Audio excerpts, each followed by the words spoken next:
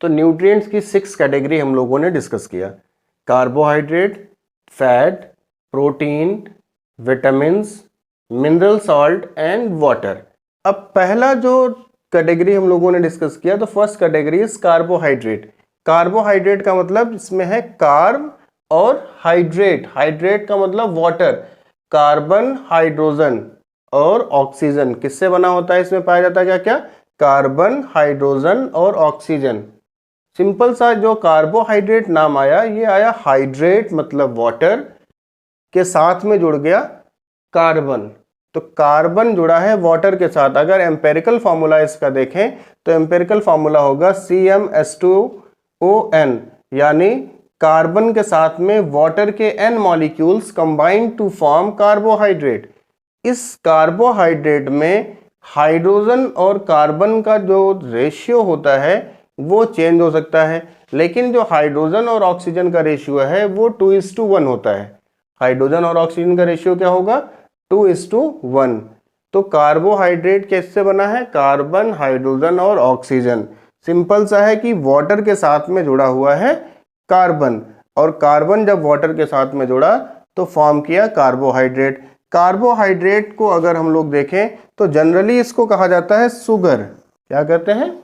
Sugar. तो sugar को हम लोग कहते हैं सैकेराइड। सैकेराइड का मतलब सुगर। अगर सुगर के एक मॉलिक्यूल हो, कितने हो? 1 मॉलिक्यूल। मोनो मीन्स होता है 1 सैकेराइड मॉलिक्यूल हो तो उसको हम लोग कहते हैं मोनोसैकेराइड। तो मोनोसैकेराइड में क्या होंगे? शुगर के एक मॉलिक्यूल होंगे। This is simplest carbohydrate. Simplest carbohydrate क्या है? मोनोसैकेराइड। मोनोसैकेराइड जब आपस में कंबाइंड हो जाएंगे तो 2 शुगर जुड़ेगा, तो 2 शुगर कंबाइंड हो जाएंगे तो उसको कहेंगे डाइसैकेराइड। बहुत सारे अगर कंबाइंड हो जाते हैं तो उनको हम लोग कहते हैं पॉलीसैकेराइड। तो मोनोसैकेराइड क्या है? Simplest form of sugar. ये कैसे होते हैं? सॉल्युबल होते हैं, वाटर में डिसॉल्व हो जाते हैं। वाटर में डिसॉल्व हो जाते हैं, जब डिसॉल्व हो जाएंगे तो ईजिली बॉडी के अंदर सर्कुलेट होंगे। वो कौन से हैं? Glucose, fructose and galactose. Glucose का फॉर्मूला अगर हम लोग देखें तो C6H12O6। क्या है? C6H12O6। जरा इसमें हम लोग इसके एम्पेरिकल फार्मूला से कंपेयर करते हैं तो इसमें क्या है? कार्बन के 6 मॉलिक्यूल और हाइड्रोजन कितना है? हाइड्रोजन के 12 एटम और ऑक्सीजन के 6। तो यहां पर देखो हाइड्रोजन और ऑक्सीजन का रेशियो 2:1, और अगर कार्बन, हाइड्रोजन, ऑक्सीजन का रेशियो देखें तो क्या है? 1:2:1 के रेशियो में कार्बन, हाइड्रोजन और ऑक्सीजन कंबाइंड हुआ और कंबाइंड होकर के बनाया मोनोसैकेराइड। तो मोनोसैकेराइड के एग्जांपल क्या हो जाएंगे? ग्लूकोज। ग्लूकोज क्या है? Grape sugar. अंगूर में पाई जाने वाली जो शुगर होती है वो है ग्लूकोज। फ्रक्टोज, फ्रूट शुगर कहते हैं, मतलब इसको जनरली क्या कहा जाता है? Fruit sugar. गैलेक्टोज, मिल्क में पाई जाने वाली sugar, galactose.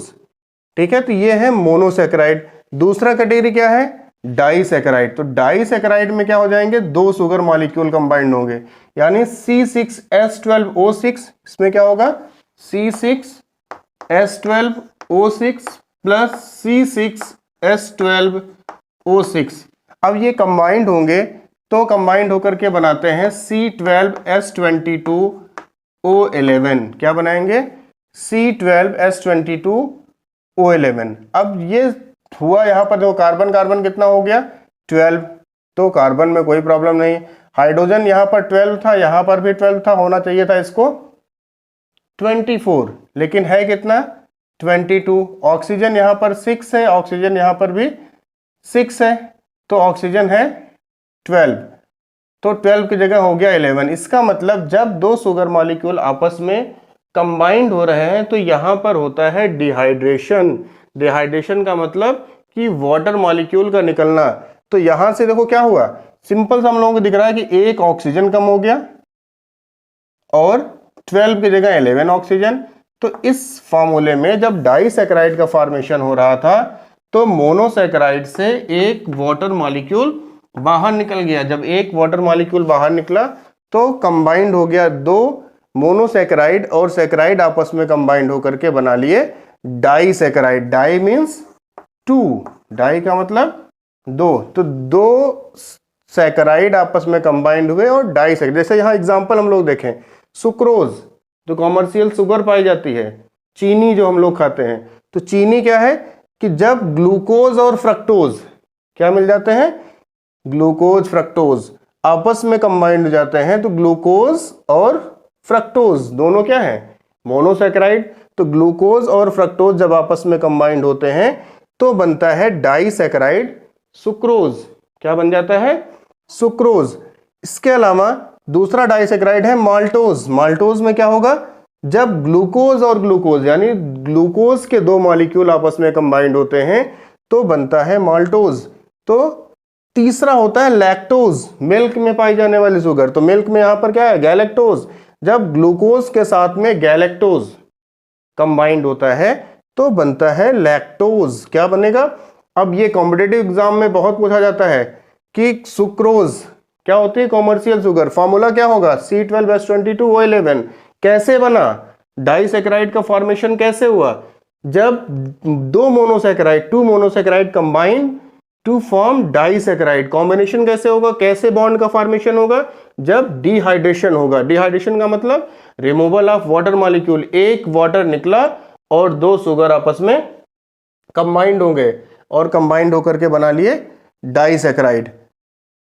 Third category of the sugar is polysaccharide. ये मोनोसैकेराइड और डाइसैकेराइड वाटर सॉल्युबल है। पॉलीसैकेराइड क्या होता है, इनसॉल्युबल है। ये याद रखना, अगर ये पूछा जाता है कि इनसॉल्युबल शुगर कौन सी है, polysaccharide. Poly means many, poly का मतलब बहुत सारे। जब बहुत सारे शुगर मॉलिक्यूल आपस में कंबाइंड हो जाते हैं तो वो फॉर्म करते हैं पॉलीसैकेराइड। तो पॉलीसैकेराइड का जो एग्जांपल है वो है स्टार्च। इसीलिए देखा होगा ना कि जब हम लोगों ने पढ़ा कि फोटोसिंथेसिस की प्रोसेस में जो ग्लूकोज बनता है वो स्टोर होता है in the form of starch. किस फॉर्म में स्टोर होता है, स्टार्च के फॉर्म में, क्योंकि स्टार्च इनसॉल्युबल है। इसके अलावा क्या होता है, सेलुलोज, सेल वॉल बनी होती है सेलुलोज की, वो भी क्या है, कॉम्प्लेक्स कार्बोहाइड्रेट है या पॉलीसैकेराइड है। ग्लाइकोजन, ग्लाइकोजन के बारे में भी पता होना चाहिए कि एनिमल्स की बॉडी में जो एक्सेस ग्लूकोज होता है वो access glucose stored in the form of glycogen. हम लोगों की बॉडी में जो एक्सेस ग्लूकोज है, this access glucose is stored in the form of glycogen. तो कार्बोहाइड्रेट के बारे में क्लियर हो गया होगा कि कार्बोहाइड्रेट क्या है, कि ये कार्बन और वाटर का कॉम्बिनेशन है। इसका मतलब कार्बन, हाइड्रोजन और ऑक्सीजन आपस में कंबाइंड हुए। हाइड्रोजन और ऑक्सीजन का रेशियो क्या है, 2:1 का रेशियो हुआ। इस कार्बोहाइड्रेट को हम लोग कैटेगराइज कर सकते हैं मोनोसैकेराइड, डाइसैकेराइड और पॉलीसैकेराइड में। Monosaccharide means 1 sugar molecule, disaccharide 2 sugar molecule और polysaccharide means many sugar molecule. अब डाइसैकेराइड को याद रखने का तरीका आसानी से याद कर सकते हो ना, सुक्रोज में क्या है, ग्लूकोज प्लस फ्रक्टोज, क्या है, glucose and fructose, GF, maltose GG, तो GF GG जीजा, तो लैक्टोज में क्या आ गया, जीजा। अब ये कार्बोहाइड्रेट का काम क्या होता है, carbohydrate is the source of energy, body को एनर्जी प्रोवाइड करता है। 1 मोल ग्लूकोज मॉलिक्यूल के डिकम्पोजिशन से, उसका जब ब्रेकडाउन होता है तो उससे 686 किलो कैलोरी एनर्जी प्रोड्यूस होती है। 1 मोल ग्लूकोज मॉलिक्यूल का जब ऑक्सीडेशन होता है तो उस ऑक्सीडेशन से 686 किलो कैलोरी एनर्जी प्रोड्यूस होती है।